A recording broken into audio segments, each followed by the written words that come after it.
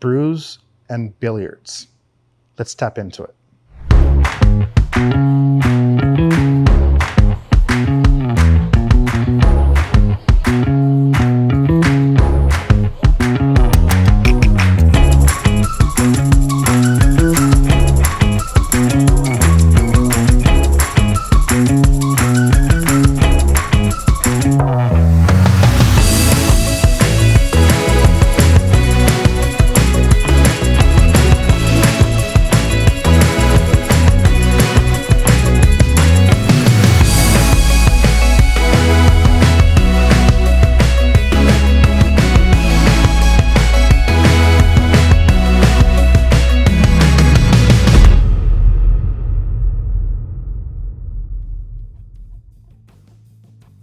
All right, guys, so we're here in downtown Covina, checking out Gladi8or Brews and Billiards. And I'm here with the head brewer, Steven. Yep. Thanks for having us, man. Yeah, thanks for being here. Yeah, no, Appreciate it. It's funny because actually one of our followers recommended you guys. Oh, really? And I was really happy to reach out and get the talks going and to come and check out this place. Oh, that's awesome. Yeah, it's great. And it's cool. You know, it's funny because we've seen our mix of different venues, breweries, stuff like that. Right. This is our first that has a mix of of billiards. It's kind of cool. And brews, but you also do food as well, which is, and then you have an insane setup here. So you guys offer a ton of stuff. So talk to us about your billiards here.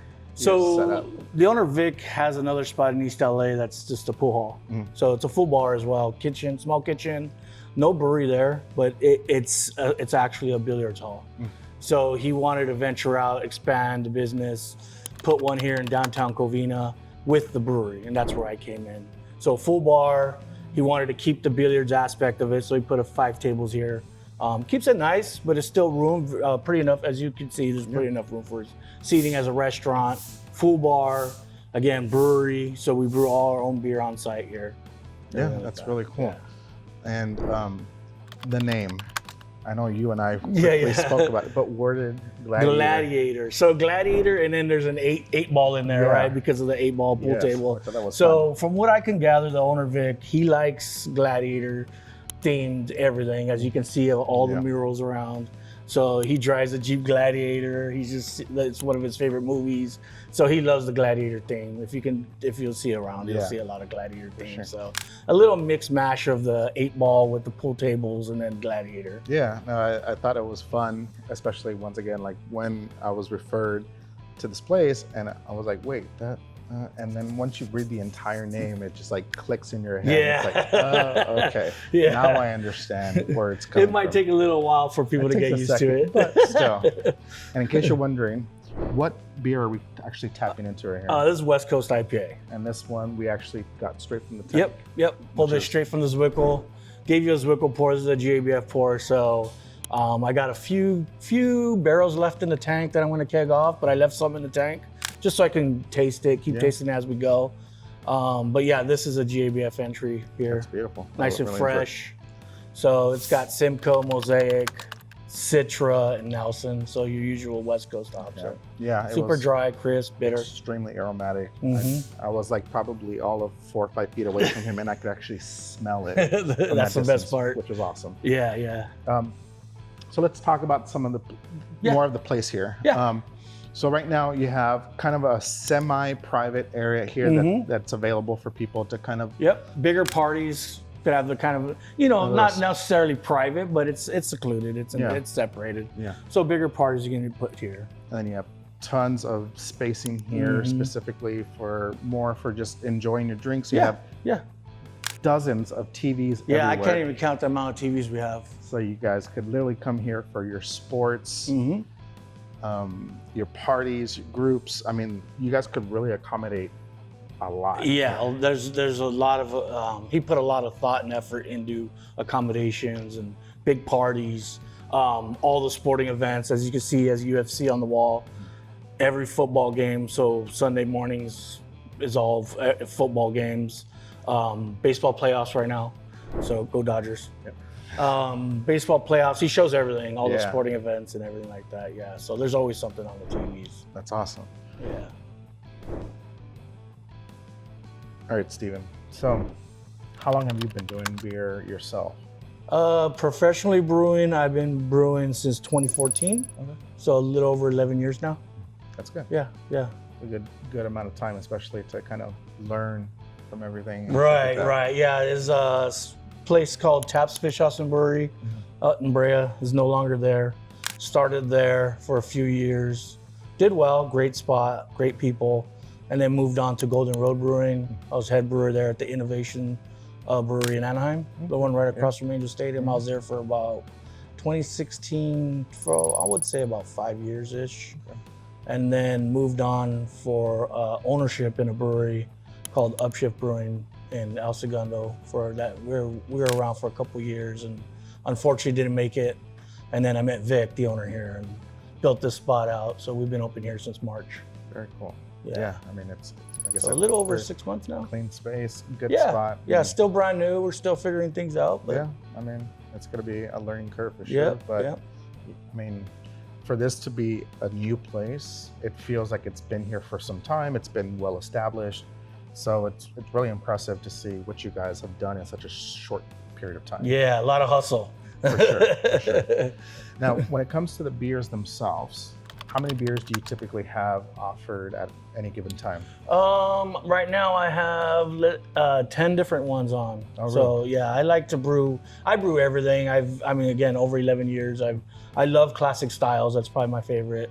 So just like a good old classic German style lager or something like that. Obviously West Coast hazies, fruited beers, Irish red, an oatmeal stout, a Schwartz beer, Mexican lager, German Pilsner, Kolsch. So try to make something for everybody. Yeah. A little bit of everything. So you cover a really good spectrum. Yeah, exactly. I want, because you know, and a lot of them are, again, this is a brew pub. Mm-hmm. So full bar, everything, right? And we're right in the heart of downtown Covina. So this isn't always gonna be your hardcore craft beer drinker that's gonna just walk in. Somebody just might wanna come catch a game or something and then, you know, have a meal and then have a beer. So I try to craft the beers for everybody. Yeah. You know, for the hardcore beer geek, but also something easy drinking like the Mexican lager for your common drinker. Yeah, you know, for sure. Just something easy. Okay, so this is probably the first I've ever seen an exposed fridge like this. Yeah. Every brewer's scary nightmare is to see an exposed keg room. Yeah, because I mean, again, it's all about impressions. It's all about upkeep and maintenance. Who came up with the idea of something like this? The owner, Vic. He wanted, again, if you see the brewery's all in glass. He everything's exposed. If we're gonna have a brewery here, he wanted everybody to see and experience. They want to see that stuff, right? And it's you know, fun. Again, for me, it's scary because it has to be maintained, it has to be clean, it has to be organized. And I go in there every day, I organize it, I stock it, I keep it clean. Bartenders are really great at just stacking empty kegs, and I empty them out every day. But it does have to be maintained. Yeah. Right? It's exposed, so it has to be maintained. Same thing with the brew house. It's like you have to keep everything nice and tidy. Yep. Because not only is it visible from in here, but also visible from the street. Exactly. So yeah, I squeegee that floor every single day, constantly wiping things down and keeping things clean. As a brewer should, though. Yeah, and you want to have a clean workspace. Yeah, yeah. A brewer should. I mean, you've interviewed plenty of brewers, I'm sure, and the one thing is clean, and more clean. It's always, aside from just safety, right? It's also just personal pride. Also for your workspace. If you spend that little bit of extra time in the details being clean, it's going to show in the beer, right? If you cut corners or you half-ass anything, it's going to show in the beer. Yeah. Just like anything, right? So pride. That's all about presence and pride. You know what? This has been I want to try 3 of your personal favorites of the core beers. Okay. And let's do a little beer tasting. Okay. Cool. Yeah. So here comes the fun part. Yeah. Now, obviously, we've already had 2. We had 8 beers each. No, we didn't. We didn't. The 2 that we've had was your Kolsch. Kolsch, yeah. And the West Coast, right? So here we're going to try 3 of your other core beers. Let's start off with this one. Which one's this one? This is Mexican lager. So Gladi8or Gold. Gotcha. So what do you got up in this beauty? So this is all German malts, German bow pills, a little bit of Vienna. It's brewed basically a Munich Helles, but it's character-wise is very similar to a Mexican lager. I call it Mexican lager because obviously it'll sell better. Let's just be full transparency. Yeah. You know, and it does. This is our highest selling beer by far, 3-1 to everything else. It just crazy. It moves. Like I said, I dedicate those 2 big tanks literally to this beer. this. But it makes me happy that it's actually a Munich Helles because that's one of my favorite styles. So yeah, best of both worlds. Very cool. So yeah, it's all German malts, Weirmann malts, a little bit of I want to say a German hop character on the very back end, just for a little bit of character. It's not hoppy, nothing comes out. It's a very, very well balanced beer. It's not too malty, but it's not crisp and dry like the Kolsch. It's just nice and smooth, easy drinking. That's what I want. Just something simple for your everyday drinker. I like that. And the ABV on this one? 5%. 5%. Straight up. Salud. Cheers.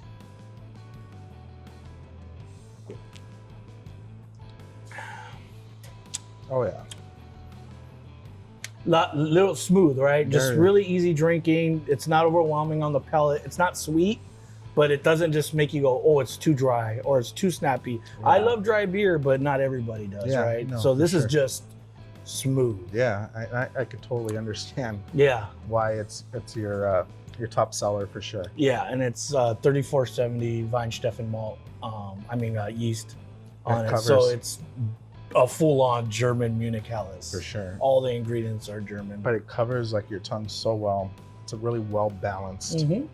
and the crispness, the lightness, like Yeah. it's still it has your punch, it has your smoothness. It's creamy. It has a lot going Yeah, on. it's light enough to be a light beer, but not too dry. It's balanced. It's fun. I feel like smoother, balanced beers are harder than anything else to do because you can go a little bit too sweet and then it gets cloying and overwhelming. You don't want to finish your pint, or it gets too dry and it's too crisp and then it just kind of offends people's palates. You know, especially your everyday drinker. So this is that perfect balance of like right down the middle. For you know, sure. it's just smooth. I like it. Very nice.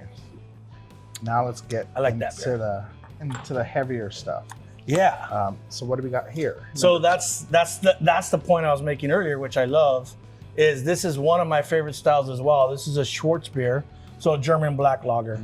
We call it dark lager because I feel like once you say black or stout or anything dark, it tends to scare people, Yeah. right? They think it's heavy, they think it's strong, and it's really not. So this is all just from colored malts. It's not. It's only 5%. So German black lagers also 5%, like the Mexican lager. Same thing. It's going to be nice and smooth, easy drinking, not heavy at all. In fact, this might be lighter bodied than the Mexican lager. Oh, really? And but you're getting all those nice characteristics of the dark malt, right? So you're gonna have chocolate malt. So you're gonna get a little bit of chocolate roast, chocolate bitterness, and then a little bit of an undertone of caramel malt in there, followed by a nice smooth finish. And you have the aroma itself also very chocolatey, caramelly malt. You smell all those Hint elements. of coffee, a little bit of roast. Yeah, you have your Almondy, yep. espresso kind of vibe to Exactly. it. I like it. Very cool. Oh, And then it's pretty when you hold it up to the light. yes. Has that little that's mahogany It's hue such to a it. Nice color. Yeah. Love it. Yeah. Cheers. Cheers. Prost.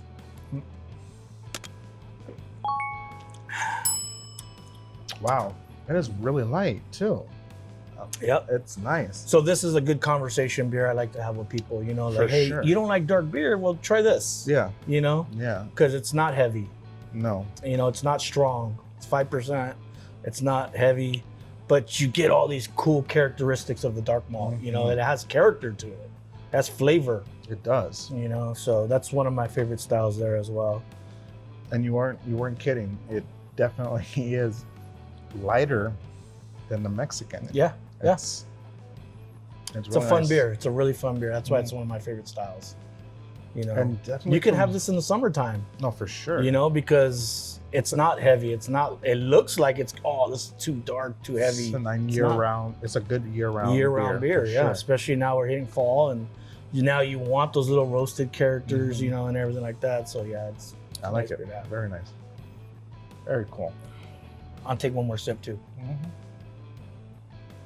All right. So then for our last tasting here. Yeah, you said you liked IPAs and hazies, so this is our hazy IPA. She's beautifully It's hazy. called Arena Haze. Oh, I'm sorry. This was Dark Horse as well. We call this Dark Horse. Okay.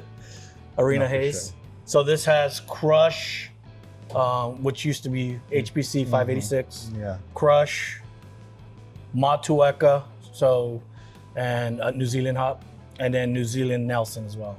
So Nelson, Matueka, and Crush. Very cool. And the ABV on this one? This is 6.8%. 6.8. Okay. So this one's your heavier. Which one out of your setup right now is probably your highest ABV right now? West Coast is 7%. Okay. Yeah, I don't have any doubles on or anything like that right now. I had a double version of this on, and it kicked like that, you know. But again, we're a small brew pub. I'm still dialing stuff in. It's really expensive to make, and this does really well. Yeah. And people could have multiple of them. Yeah. You know, I do double IPAs, and I'll throw them out there once in a while. But I like just keep them easy drinking, keep them light. You want to have multiple pints, you know, especially in a brew pub setting. Yeah. But I will sprinkle a double version of this in every once in a while. That's beautiful. Keep people coming back. Yeah. You know. I'm all so for it. 6.8%. Cheers.